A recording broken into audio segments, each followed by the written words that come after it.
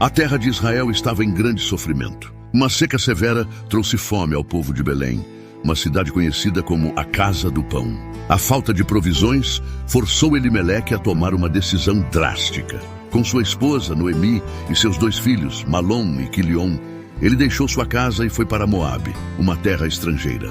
Moabe, apesar de suas antigas hostilidades com Israel, era agora um refúgio, um lugar onde ainda havia pão. Elimeleque e sua família buscaram abrigo ali, tentando encontrar vida em meio à devastação. Os anos passaram. Malom e Quilion, tentando construir uma vida nova, tomaram esposas moabitas, Ruth e Orfa. Mas ao longo do tempo, as tragédias se acumularam. Primeiro, Elimeleque morreu, deixando Noemi viúva em uma terra de estranhos. E como se a sombra da perda não fosse suficiente, a morte veio buscar também Malom e Quilion, os filhos que ela esperava que fossem seu consolo e futuro. Noemi, agora desolada, perdeu não apenas seu marido, mas também seus filhos. Tudo o que lhe restava era o vazio da saudade, e 2 noras, também viúvas, em uma terra que não era sua. Em seu coração, Noemi sentiu a amargura crescer como uma raiz profunda. Ela ouviu rumores de que o Senhor havia visitado seu povo novamente, trazendo pão de volta a Belém. Com esse fio de esperança, ela decidiu retornar à sua terra natal, acreditando que sua história em Moabe havia terminado. No caminho, ela aconselhou suas noras a permanecerem em sua terra de origem, onde poderiam encontrar novos maridos e reconstruir suas vidas. Noemi estava convencida de que seu destino seria diferente, um caminho marcado pela perda e pelo retorno a um lugar que talvez não reconhecesse mais. Enquanto Noemi se preparava para partir de Moabe, o futuro parecia incerto. Ela, uma viúva sem filhos, olhava para suas noras com uma tristeza profunda, reconhecendo o peso de sua própria tragédia. Com voz firme, mas cheia de pesar, ela disse a Ruth e Orfa que retornassem para suas famílias. Ela desejava que elas encontrassem novos maridos, novos lares, algo que pudesse restaurar suas vidas devastadas. Orfa, com lágrimas nos olhos e um coração dividido, após uma breve hesitação, aceitou o conselho de Noemi. Ela beijou a sogra, derramando lágrimas de adeus, e voltou ao seu povo. Ruth, no entanto, não se movia. Havia algo em seu espírito que a impelia a ficar, algo que transcendia o entendimento comum. Quando Noemi insistiu novamente, Ruth falou com uma paixão inabalável, uma convicção que marcaria para sempre seu lugar na história. Não me instes para que te deixe, disse ela, porque aonde quer que fores, irei eu, e onde quer que pousares, ali pousarei. O teu povo será o meu povo, e o teu Deus, o meu Deus. Essas palavras ditas com uma determinação feroz não apenas selaram o destino de Ruth, mas também uniram seu coração ao de Noemi de uma forma que nada poderia separar. Diante de tal comprometimento, Noemi não tentou mais dissuadi-la. A viagem para Belém começou, marcada por uma tensão silenciosa e uma mistura de medo e esperança. Quando finalmente chegaram, a cidade inteira se agitou com sua presença. As mulheres de Belém mal podiam acreditar que aquela mulher envelhecida e marcada pelo sofrimento era Noemi. Mas Noemi, amargurada pelo que perdeu, corrigiu-as. Não me chameis Noemi, disse ela. Chamai-me Mara, porque o Todo-Poderoso me encheu de amargura. Assim, elas retornaram na época da colheita com suas vidas tecidas por perdas e novos começos. Em Belém, a cidade estava em plena atividade. Era a época da colheita da cevada, e o aroma do grão recém-cortado enchia o ar. Ruth, determinada a cuidar de si e de Noemi, sentiu o peso da responsabilidade em seus ombros. Com coragem e humildade, pediu permissão para ir aos campos e recolher espigas deixadas para trás pelos ceifeiros, como era costume permitido pela lei para os pobres e estrangeiros. Noemi, reconhecendo a determinação de sua nora, deu sua bênção. Assim, Ruth saiu ao amanhecer, sem saber que sua escolha a levaria ao campo de Boaz, um homem rico e respeitado, parente de Elimeleque. Boaz, um homem de honra e compaixão, chegou ao campo para saudar seus trabalhadores, como era seu costume. Seus olhos, atentos a todos os detalhes, logo avistaram a jovem estrangeira colhendo entre as espigas. Ele perguntou a um de seus servos sobre quem era aquela mulher, e o servo explicou: é a moabita que veio com Noemi de Moabe. Boaz, conhecendo a história de Ruth, se aproximou dela com gentileza. Ele a chamou pelo nome e a incentivou a continuar colhendo em seus campos, assegurando-lhe proteção. Ruth, surpreendida pela bondade de Boaz, inclinou-se profundamente e perguntou por que ele, um israelita, mostraria tanta consideração por ela, uma estrangeira. Boaz respondeu que soubera de sua lealdade a Noemi e da coragem de deixar sua terra natal para seguir o Deus de Israel.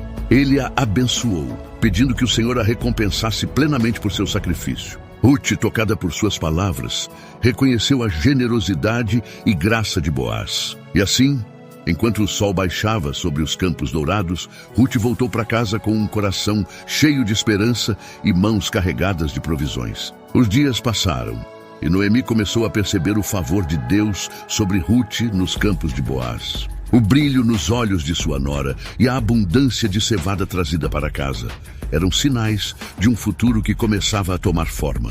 Noemi, guiada pela sabedoria de seus anos e pelo desejo de garantir segurança para Ruth, elaborou um plano. Era chegada a hora de buscar descanso para a jovem que tanto sacrificara.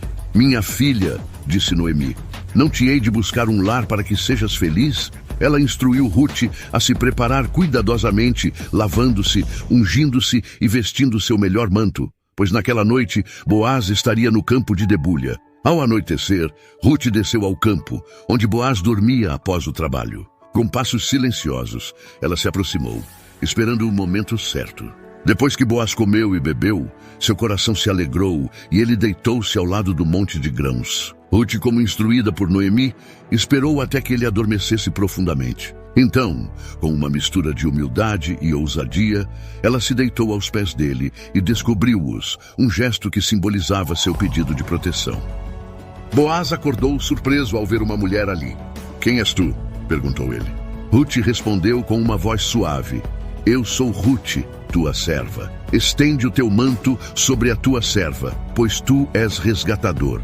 Boaz, reconhecendo sua virtude e o significado de suas palavras, prometeu fazer tudo o que ela pedisse, mas com uma condição.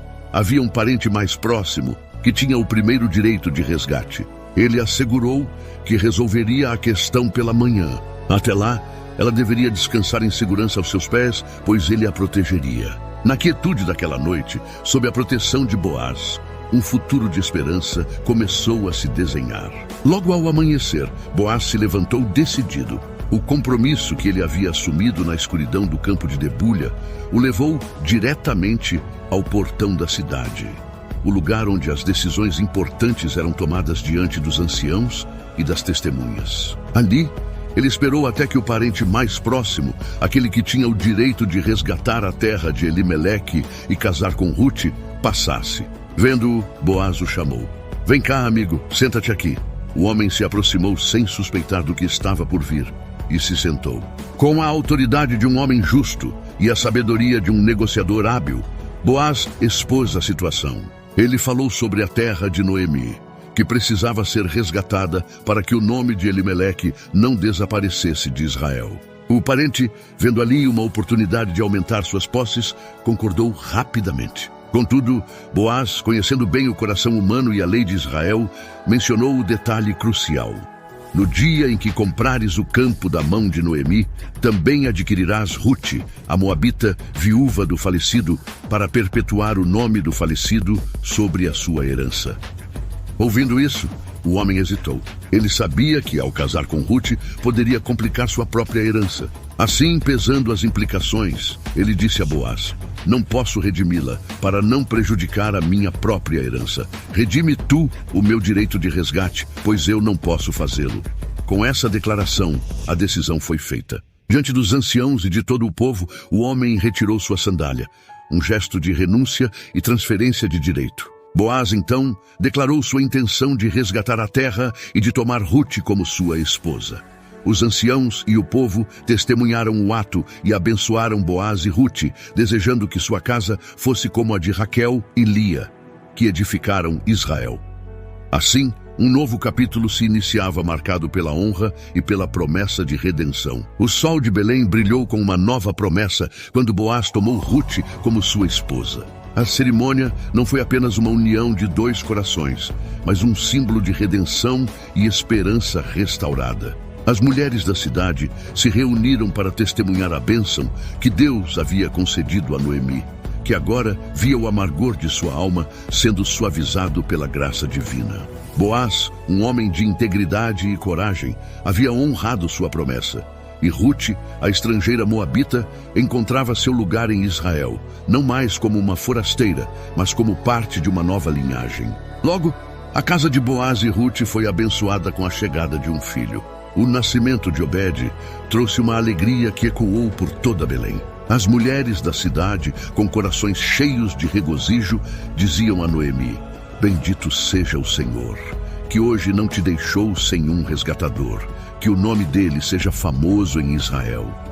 Elas reconheceram que este filho seria para Noemi um restaurador da vida, alguém que aqueceria seu coração na velhice. Noemi, que havia retornado a Belém amargurada, agora segurava o pequeno Obed nos braços, sentindo o peso de um futuro cheio de esperança.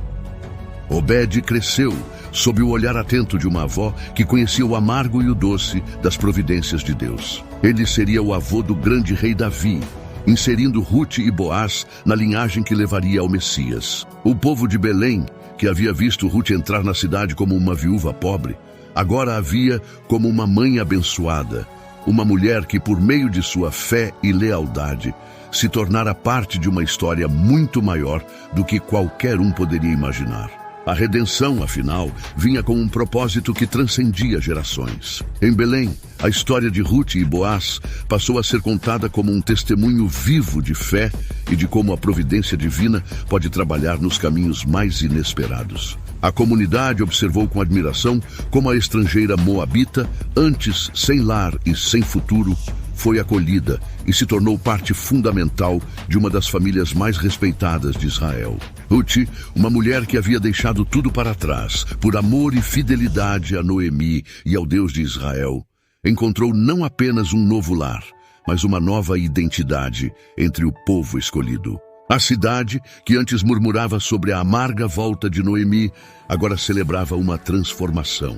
Noemi, que uma vez pediu para ser chamada de Mara pela sua amargura, testemunhou a restauração de sua vida. Obed, o menino que ela embalava nos braços, representava não apenas uma nova geração, mas uma esperança renovada. A alegria que ele trouxe não era apenas para Noemi, mas para todos que haviam visto a tristeza que marcou sua chegada de volta a Belém. As mulheres da cidade declaravam que Ruth era melhor do que 7 filhos, um reconhecimento não apenas de seu valor, mas do impacto de sua fé e devoção. Boaz, respeitado por seu ato de redenção e compromisso, continuou sendo um exemplo de liderança piedosa e de integridade. Sua disposição em cumprir o papel de resgatador tornou-se um símbolo da própria fidelidade de Deus. A união de Boaz e Ruth serviu como um lembrete contínuo de que o amor, a lealdade e a justiça são pedras fundamentais para construir uma comunidade forte. Em cada esquina de Belém, suas vidas se tornaram uma parábola viva, inspirando outras gerações a seguirem o caminho de fé, coragem e obediência ao chamado divino. A história de Ruth não termina com o simples relato de um casamento ou do nascimento de um filho. Ela ecoa através das gerações, ressoando na genealogia que levaria ao próprio rei Davi e, finalmente, a Jesus, o Messias. Em sua simplicidade e profundidade, a vida de Ruth ilustra como o plano de Deus se entrelaça com os atos de fé de pessoas comuns. Uma mulher moabita, cujo nome poderia ter sido facilmente esquecido na história, tornou-se um símbolo de redenção e esperança. O amor e a lealdade de Ruth não apenas redimiram sua própria vida e a de Noemi, mas também ajudaram a traçar o caminho para a maior de todas as histórias de redenção. O livro de Ruth, pequeno em tamanho, carrega um peso extraordinário. Ele não apenas celebra a bondade de Boaz e a fidelidade de Ruth, mas aponta para algo maior, um plano divino que transcende as barreiras culturais e étnicas. A inclusão de Ruth na linhagem de Israel mostra que Deus não se limita às expectativas humanas. Ele escolhe os humildes e os de coração puro como Ruth, para realizar seus propósitos mais grandiosos. A história é uma lembrança constante de que a redenção de Deus está disponível para todos, independentemente de sua origem. Enquanto os anos passavam, a história de Ruth era contada e recontada nas comunidades de Israel. Ela servia como um lembrete de que a fé verdadeira é recompensada e que o amor sacrificial nunca é em vão. A narrativa de Ruth inspirava gerações a confiar em Deus, mesmo quando o caminho parecia incerto. E assim, a vida de Ruth continua a falar, não apenas de sua própria redenção, mas da promessa de um Redentor que traria paz, esperança e salvação ao mundo.